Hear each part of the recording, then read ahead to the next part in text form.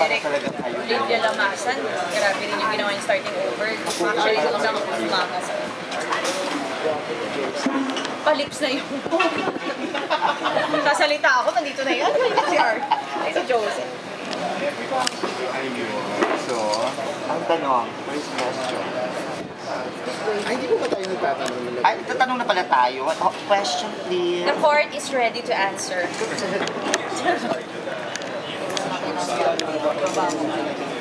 Wait.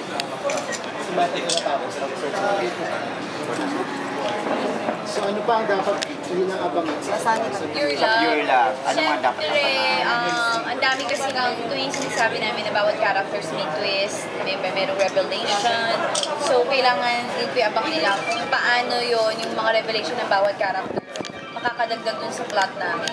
And then, syempre, yung unang pagpatap ng tears, pure love tears for the young. Secret. Yan ang dapat natin ang pangalan. Oh, sure. Mabubuhay ka ba sa huli?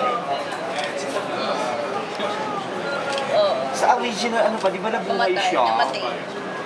Buhay ka. Bakla. Namatay yung original. Ah, talaga? Namatay siya after a week. Paano? Dito mabubuhay kasi Pinoy ito eh. Abangan niya. Oo. Baka maging half. Paralisado. Di ba na... Actually, lahat sila kasi komportable lang sa pagtrabaho. Kasi nga, lahat kami dito. Para magkakaedad lang din kami. Tapos, pareho naman kami ng mga wavelength. So, parang oo. Parang hindi, parang on and off cam. Nakikapag-usap kami, close kami. So, hindi kami masyadong... Diba pag hindi mo naman ka-close yung ka-eksena mo, parang nakakakabangon yung pag sa eksena. May mga ganong factor pa ngayon. Pag may mga ka-eksena ka, alam mo magagaling. Ay, oo. Minsan nanonood na lang ako. Wait, Making a book, it's coming out this September. Taray. It's about heartbroken people. So, pinagdaanan mo yun talaga, di ba? Ito yung mga natutunan ko from my experience and from the experience of other people, sa mga friends ko, sa mga nababasa ko. So, since infant to, yung mga natutunan ko since infant, cool. Until now. Sinulat ko, to help young girls. May title na yun. Meron na, may working title na kami, pero hindi pa naman talaga siya official, so ayoko pa muna sabihin. Parang ang dami. Heartaches. Hindi naman, parang kasi yung mga simpleng heartaches ko, minamagnify ko sila.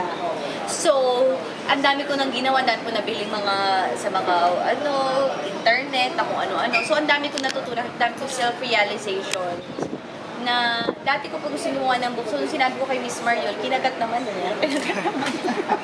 Tapos may kumagat naman na publish. Ilang beses ka na heartbroken? Siguro, as far as I can remember, it was 3 times. But yeah, but it's all wrong. Parang wrong. Ngayon na-realize ko na I didn't really love them, and it wasn't really because I need them or I want them back in my life. It's just that I was afraid to be alone. That's why right now I'm so proud of myself that I'm 8 months single, alone. So, hindi pwedeng sabihin na lalaki na Kasi ngayon ko nga lang na-realize eh. Kasi may mga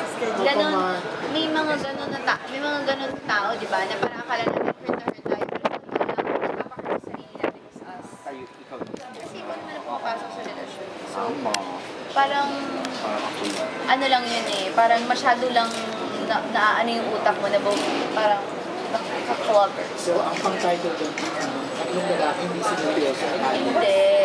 Hindi sila kasama. They're just part of the journey, but they're not really the destination. The destination! They're just waiting sheds. Waiting sheds. You mentioned that you're going to paint and you're going to watch it. Anong tone ng pagkakasunod? Yeah, it's very me and conversational and easy lang siya na mababasa kasi ang target ko talaga are young girls, teenagers na parang mapapaliw na pag mawala ng boyfriend. Kailangan nilang mawala sa sistema nila. Oh. Alam mo naman, kinakalaban na rin natin si Margo Holmes. Joke lang! J.K. Rowling. E.L. James, alam mo na. Hindi naman siya magiging joke book. Hindi na joke book. Sabi nga nila, dapat nagpapatawa ka, dapat sabi ko, no, the book is not to entertain, it's to help. Cellphone. Ganda pala ng So yan na. Ate na rin ako. So marami rin gusto na, di ba, kung ikaw, may ate ka, dami mong gustong itanong sa kanya. So, yun, parang I'm just here to answer all the pain. Going back, Ano yung best advice na ano? Ay, sorry.